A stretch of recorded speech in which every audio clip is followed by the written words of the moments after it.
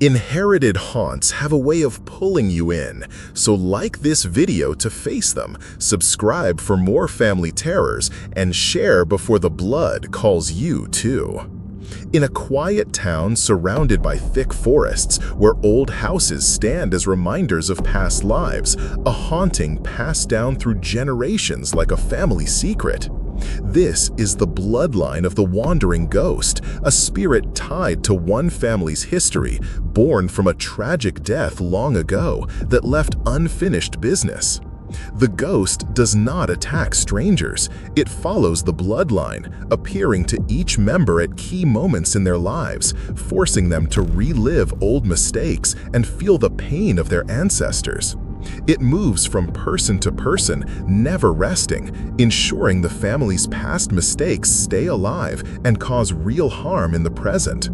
The spirit seeks closure, but each attempt to end it only strengthens the bond, trapping the living in a cycle of guilt and loss.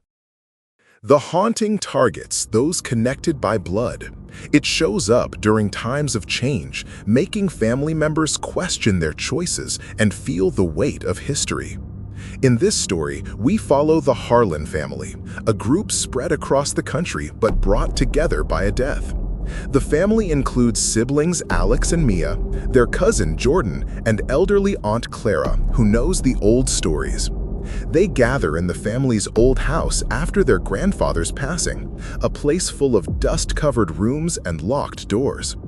Alex is a busy lawyer who rarely visits, Mia, a teacher struggling with her own life, Jordan, a young artist full of questions, and Clara, the keeper of secrets. They arrive one rainy evening, the house cold and silent, to sort through belongings and plan the funeral. But as they settle in, strange things start. Footsteps in empty hallways, cold spots that make them shiver, and whispers of names from the past. The first sign comes that night. Alex hears his name called in a voice like his grandfather's, but when he checks, the room is empty. He brushes it off as grief, but Mia feels a hand on her shoulder in the kitchen, turning to see nothing. Jordan finds an old photo album with pictures that seem to change, faces looking sadder than before. Clara warns them it's the family ghost, a spirit from their great-great-grandfather who died alone after a betrayal by his own brother.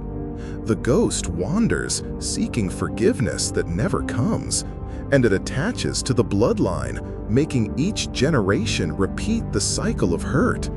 The family laughs at first, calling it superstition, but as the night goes on, the events grow stronger, evoking real fear and sadness in their hearts. Tension builds as they talk. They sit in the living room, sharing memories, but the ghost interrupts. Lights flicker, and suddenly Alex sees a vision of the past. The great-great-grandfather arguing with his brother over land, the fight ending in death. The vision feels real, making Alex feel the anger and regret as if they are his own.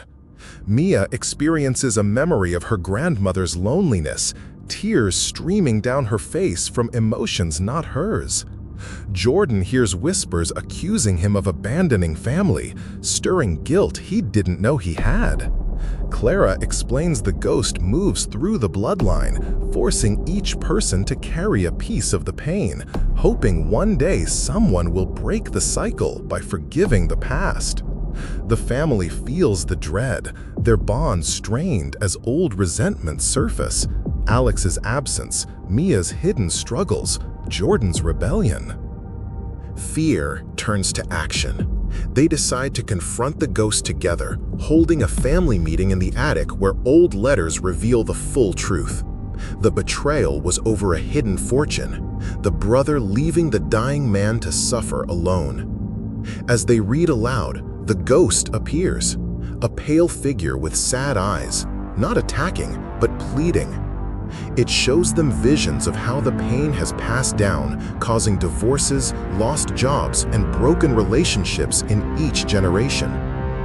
The family feels the emotions deeply: sorrow for the past, anger at the cycle, hope for an end. Clara suggests they forgive as a group, speaking words of release to the spirit.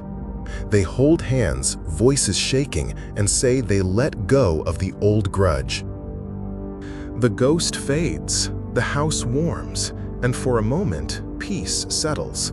They leave the next day, feeling closer, the funeral a time of real healing.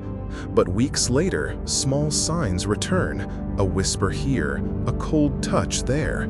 The cycle isn't broken. The ghost now wanders freely among them, no longer trapped but watching, ensuring they stay connected through the shared memory of pain.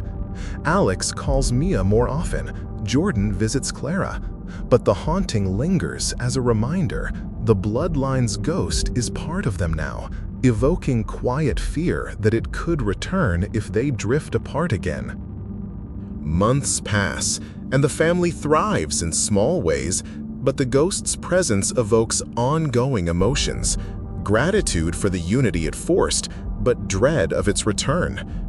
They share stories with others, warning that family haunts can bind you tighter than chains. In the old house, now sold, new owners hear faint footsteps, hinting the Bloodline's reach extends beyond. And that brings us to the end of our terrifying tale of the Bloodline of the Wandering Ghost, a fictional myth of inherited hauntings that pulls at family ties. If this story has made you feel the pull of your own past, subscribe to Phantom Myth for more original horrors that hit close to home. Like, comment your family ghost stories below, and share if you dare. Until next time, listen to the whispers in your blood. They might be calling you.